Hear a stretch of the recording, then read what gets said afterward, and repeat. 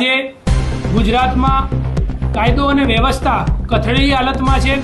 આજે ભારતીય જનતા પાર્ટીના રાજમાં ગરીબો, વંચિતો, શોષિતો, પીડિતોનું દિવસે ને દિવસે શોષણ થઈ રહ્યું છે। મોટા લોકો જે છે વધારે મોટા થઈ રહ્યા છે। ભારતીય જનતા પાર્ટીના નેતાઓ માટે અલગ કાયદા અને અલગ નિયમો છે, પરંતુ આમ જનતા માટે અલગ કાયદા અને અલગ નિયમો છે। આજે ગુજરાતમાં આપણે જોઈએ તો થોડાક સમય પહેલા વિવેકાનંદ બોર્ડના નામે ભારતીય જનતા પાર્ટીના 1175થી પણ વધારે યુવા નેતાઓને ભારતીય જનતા પાર્ટીએ કરોડોનું પગાર ચૂકવ્યો છે। એક વર્ષની અંદર 20 કરોડથી પણ વધારે પગાર ચૂકવ્યો છે। આવી રીતે સદંતરે જોઈએ તો 5 વર્ષની અંદર 100 કરોડથી પણ વધારે પગાર ભારતીય જનતા પાર્ટીએ ભારતીય જનતા પાર્ટીના નેતાઓનો ચૂકવ્યો છે। ત્યારે પ્રશ્ન એ છે કે આજે ગુજરાતની અંદર શિક્ષિત બેરોજગારો 3 લાખથી પણ વધારે છે। આજે ગુજરાતમાં 40,000થી પણ વધારે શિક્ષકો બેરોજગાર છે।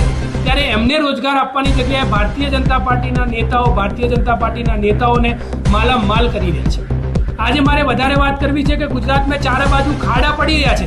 આજે ગુજરાતમાં બ્રિજનું ઉદ્ઘાટન થાય તો એના પહેલા બ્રિજમાં તિરાડો પડી જાય છે।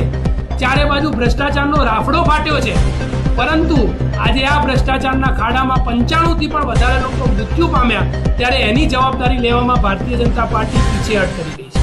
આજે હિટ એન્ડ રનના કેસમાં 6500થી પણ વધારે લોકો મૃત્યુ પામ્યા, ત્યારે એમના પરિવારોને મળવાનો સમય મુખ્યમંત્રી પાસે નથી। આજે ભારતીય જનતા પાર્ટીના નેતાઓ ચારે બાજુ ભ્રષ્ટાચાર કરી રહ્યા છે। મનરેગાના નામે ભારતીય જનતા પાર્ટીના નેતાઓએ 2500 કરોડથી પણ વધારેનો ભ્રષ્ટાચાર કર્યો, પરંતુ આજે જેલમાં આમ આદમી પાર્ટીના નેતા ચૈતરભાઈ વસાવાને જવું પડે છે। ભ્રષ્ટાચાર ભારતીય જનતા પાર્ટીના નેતાઓ કરે, પરંતુ ભ્રષ્ટાચાર જે ઉજાગર કરે એ નેતાઓને આજે જેલમાં જવું પડે એવા દિવસો ભારતીય જનતા પાર્ટીના શાસનમાં આજે આવ્યા છે।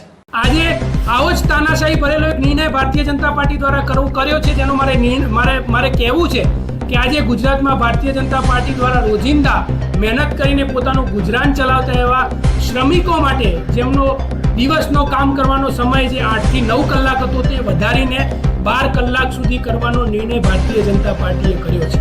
ત્યારે મારે ભારતીય જનતા પાર્ટીને કહેવું છે કે ગુજરાતમાં આર્થિક અને સામાજિક ધોરણે ગુજરાતને ઉપર લાવવામાં શ્રમિકોનું બહુ મોટું યોગદાન છે। આજે મારે વાત કરવી છે કે ગુજરાતની અંદર 17 લાખથી પણ વધારે શ્રમિકો છે અને 32,000થી પણ વધારે ફેક્ટરીઓ છે જેમાં શ્રમિકો રોજ કામ કરી રહ્યા છે। આજે આ શ્રમિકોનો જે કામ કરવાનો સમય છે 9 કલાકથી વધારીને 12 કલાક કરવામાં આવ્યો, પરંતુ એમનું જે લઘુત્તમ વેતન છે એ વધારવામાં આવ્યું નહીં। આજે ગુજરાતમાં શ્રમિકોનું જે લઘુત્તમ વેતન છે 497 એટલે કે 12,000 રૂપિયાથી પણ આસપાસ 12,000 રૂપિયા આસપાસ એમનું લઘુત્તમ વેતન છે, ત્યારે 12 કલાકનો સમય કરવામાં આવ્યો, પરંતુ તેમનું લઘુત્તમ વેતન વધારવામાં ન આવ્યું। દિલ્હીમાં જ્યારે આમ આદમી પાર્ટીની સરકાર હતી ત્યારે પ્રથમ એવી સરકાર હતી કે જેને સમગ્ર ગુજરાત સમગ્ર દેશની અંદર આજે આમ આદમી પાર્ટીએ લઘુત્તમ વેતન 18,000થી વધારીને 21,000 સુધી કર્યું। આજે ગુજરાતમાં ભારતીય જનતા પાર્ટીએ વસ્તુને સમજવાની જરૂર છે કે શ્રમિકો જે છે ગુજરાતમાં મહત્વપૂર્ણ ભાગ ભજવે છે। અગર તમે શ્રમિકોને વધારે લઘુત્તમ વેતન આપી નથી શકતા, પરંતુ ઉદ્યોગપતિઓના ખોળામાં બેસીને તમે શ્રમિકોના કામ કરવાનો સમય વધારી રહ્યા છો, ત્યારે આમ આદમી પાર્ટી આજે આ વસ્તુને કડક શબ્દોમાં વખોડી રહી છે।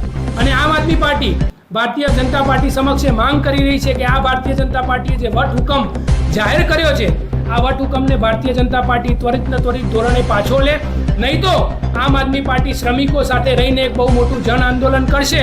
જેવી રીતે 1886માં આ 8 કલાકનો જે સમય જે શ્રમિકો માટે લેવામાં આવ્યો હતો, જે બધી વસ્તુ તપાસ કર્યા બાદ લેવામાં આવ્યો હતો, એને ફેરફાર કરવાનો જે પ્રયત્ન આ ભારતીય જનતા પાર્ટી કરી રહી છે, એને ભારતીય જનતા પાર્ટીએ ના કરવો જોઈએ, આમ આદમી પાર્ટી માંગ કરી રહી છે।